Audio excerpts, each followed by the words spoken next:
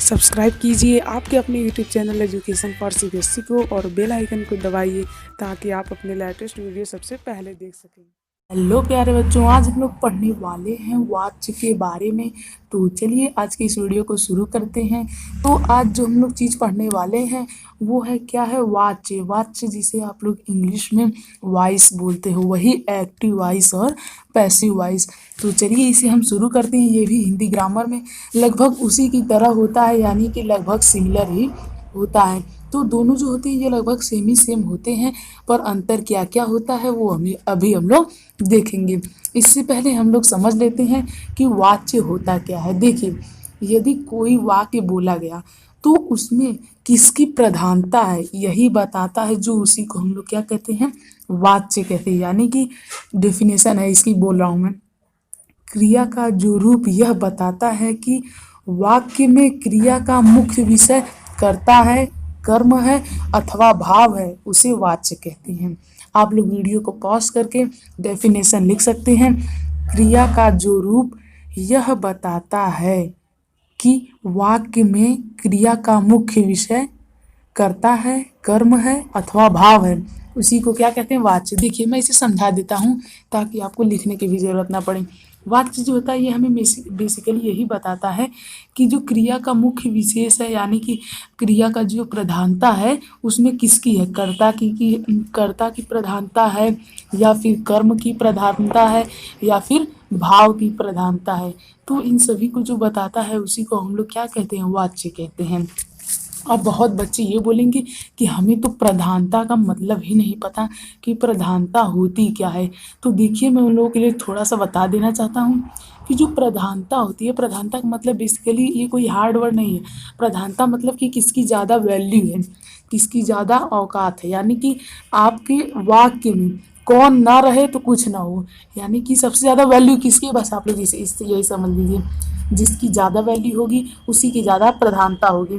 जैसे कि मान लीजिए मैं अभी एग्जांपल दे रहा हूँ कि धोबी कपड़ा धोता है। तो जो धोबी है, अगर वो मान लीजिए कि जो धोबी अगर वो कपड़ा धो रहा है तो वो क्या कर रहा है, अपना काम कर रहा है। लेकिन अगर मैं कहता हूँ कि धोबी कपड़ा धोता है तो वो उसका कार्य है, लेकिन यहाँ पे प्रधानता किसकी, यहाँ पे धोबी की प्रधानता है।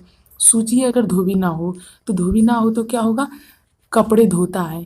कौन कपड़े धोता है, पता नहीं।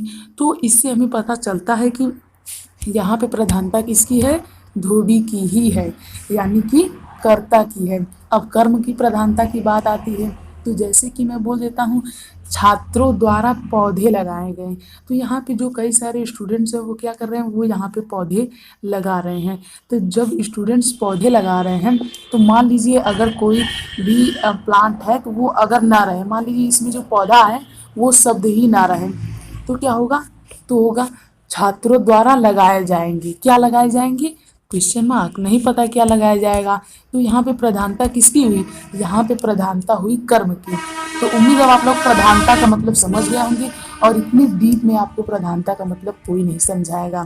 तो चलिए हम लोग आगे बढ़ते हैं और अब बात करते हैं कि इसके कितने भेद होते हैं। तो यदि आपको वीडियो पसंद आ रही हो तो प्लीज़ हमारे चैनल को सब्सक्राइब कर लें।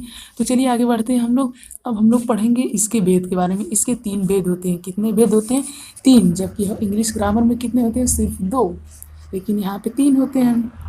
तो इसमें जो पहला आ जाता है वो आ जाता है कर्तृवाच्य।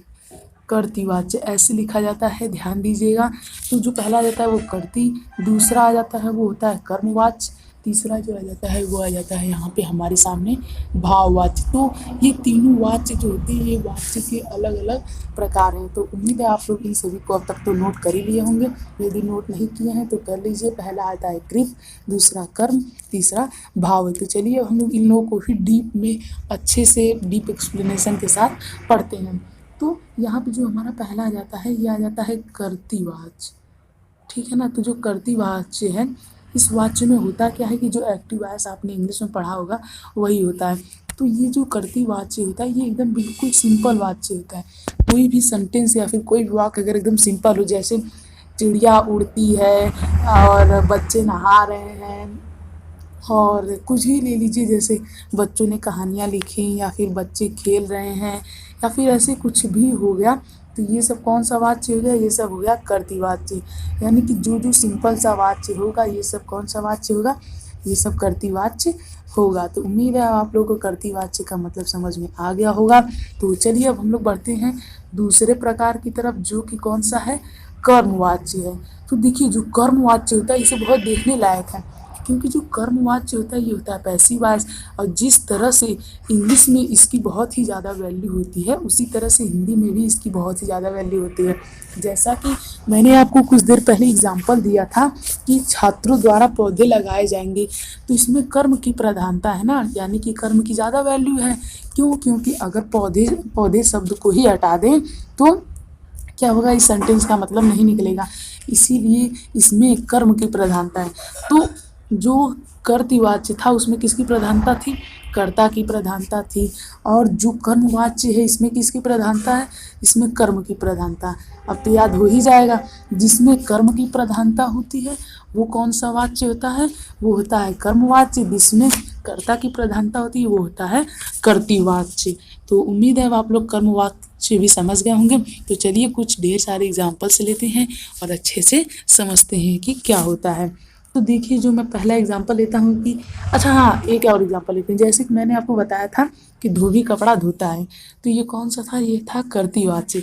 इसी को अगर हम लोग इसमें कर्मवाच्य में लिखें तो हो जाएगा कि धोबी के द्वारा कपड़ा धोया गया, ठीक है ना। तो इसमें देखिए इसमें किसकी प्रधानता आ गई, इसमें किसकी प्रधानता आ गई बच्चों, इसमें आ गई प्रधानता हमारे कर्म की प्रधानता आ गई। क्योंकि धोबी के द्वारा क्या धोया गया, कपड़ा धोया गया, किसके द्वारा धोया गया, धोबी के द्वारा। तो यहाँ पे कर्म की प्रधानता आ जाती है, इसी वजह से ये कर्मवाच्य है। अगर अभी भी नहीं समझ में आया तो भी कोई बात नहीं, एक और एग्जाम्पल ले लेते हैं।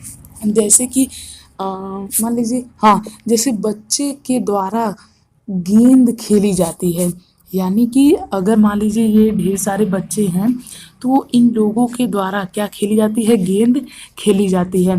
तो मान लीजिए ये गेंद है, तो बच्चों के द्वारा यहाँ पे गेंद खेली जा रही है, तो ये कौन सा वाच्य हुआ, जल्दी बोलिए, ये हुआ कर्मवाच्य। क्यों? क्योंकि इसमें कर्म की प्रधानता है। चलिए एक और ले लेते हैं। जैसे मान लीजिए मैंने कहा बच्चों ने कहानियाँ लिखी, तो ये कौन सा वाच्य हो गया, अब ये हो गया कर्तवाच्य, कर्तृवाच्य। कौन सा वाच्य हो गया, ये हो गया कर्तृवाच्य। क्यों कर्तृवाच्य हुआ, क्योंकि यहाँ पे बच्चों ने कहानियाँ लिखी, तो यहाँ पे मतलब कि कोई किसकी प्रधानता आ रही है, यहाँ पे कर्ता की प्रधानता आ रही है। तो समझ रहे हैं ना प्रधानता का मतलब। तो उम्मीद है आप लोग सभी चीज़ों का मतलब समझ रहे होंगे कि क्या होता है प्रधानता और क्या होता है कर्ता। कर्ता का मतलब तो बेसिकली सब्जेक्ट होता है, जो कि आप इंग्लिश में जैसे ही जानते हो, तो बहुत ही बेसिक सी चीज़ है, उससे तो जानते ही होंगे, उसका कोई एक्सप्लेन करने की ज़रूरत नहीं है। तो यहाँ पे जो कर्ता की प्रधानता रहती है तो कौन सा होता है, वो होता है कर्तृवाच्य। और जैसे ही प्रधानता कर्म की हो जाती है वो हो जाता है कर्मवाच्य। तो उम्मीद है अब आप लोगों को ये दोनों ही बहुत ही अच्छी तरीके से समझ में आ गया होगा। तो चलिए अब हम लोग आगे बढ़ते हैं और समझते हैं कि क्या होता है भाववाच्य। क्योंकि वाच्य के तो 3 टाइप होते हैं ना, तो जो हमारा लास्ट वाला आ जाता है वो आ जाता है भाववाच्य। भाववाच्य में भाव की प्रधानता होती है, यानी कि कोई भी भाव हो उसी की प्रधानता होती है। जैसे कि मान लीजिए मैं कोई भी भाव ले रहा हूँ, और एग्जांपल्स देने के बाद मैं आपको एक और सी अच्छी सी ट्रिक बताऊंगा जिससे आप लोग इसे बहुत ही अच्छे से पहचान जाएंगे।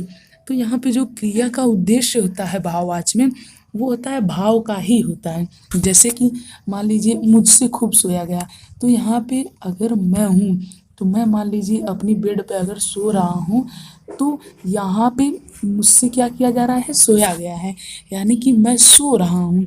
तो इसमें किसकी प्रधानता है, इसमें भाव की प्रधानता है। क्यों? क्योंकि मैं अपना भाव प्रकट कर रहा हूँ आपके सामने कि मुझसे खूब सोया गया। तो सोया गया क्या किया मैंने अपना भाव प्रकट किया। और जैसे कि मैं आपसे कह रहा हूँ कि पक्षियों से खूब उड़ा गया, तो जो पक्षियों से उड़ा गया तो ये पक्षियों का भाव मैंने प्रकट किया है आपके सामने कि पक्षियों से खूब उड़ा गया। तो देखिए यदि आप लोग यहाँ पे ज़रा सा भी गौर किए होंगे तो आप लोग ये पाए होंगे कि यहाँ पे किसी काम को किसी के द्वारा किसी से किसी काम का होना पाया जाता है। क्या मैंने बोला, किसी से किसी काम का होना पाया जाता है। आप लोग किसी किसी से कुछ ज़रूर लगेगा थोड़ा सा डिस्टर्बिंग, पर ध्यान से सुनेंगे तो आप लोग समझ में आ जाएगा। जैसे कि किसी से यानी किसी व्यक्ति से किसी काम का होना अगर होता है तो उसे हम क्या बोलते हैं, उसी को हम बोलते हैं भाववाच्य। जैसे कि मैंने बोला बच्चे से बोला नहीं जाता, तो जो मान लीजिए कि एक बच्चा है उससे बोला नहीं जाता, तो ये जो बच्चा है ये बोल नहीं पाता है, तो ये कौन सा वाच्य हुई, ये भाव हुआ। क्यों? क्योंकि मैंने अपना भाव प्रकट किया कि इस बच्चे से बोला नहीं जाता है, ये बच्चा बोल नहीं सकता है। तो बस आज की इस वीडियो में इतना ही। उम्मीद आप लोगों को बहुत ही अच्छी तरीके से समझ में आया होगा। प्लीज़ हमारे चैनल को सब्सक्राइब कर लीजिएगा। आप लोग सब्सक्राइब नहीं करते हैं। मैंने कोशिश की है कि मैं आपको बहुत ही डीप में समझाऊं और बहुत ही डीप एक्सप्लेनेशन के साथ मैंने समझाया भी, और मैंने कई सारे इस वीडियो में एग्जाम्पल्स भी लिए ताकि आप लोगों को अच्छे समझ में आ सके। तो जब आप लोगों के लिए इतनी ज़्यादा मेहनत कर रहा हूँ तो प्लीज़ हमारे चैनल को सब्सक्राइब कर लीजिएगा, और हाँ, बेल आइकन को दबाना ना भूलिएगा। Thank you. जय हिंद, जय भारत। मिलते हैं अगले वीडियो में। तो चलिए तब तक के लिए पढ़ते रहिए। Thank you. जय हिंद। मिलते हैं अगले वीडियो में।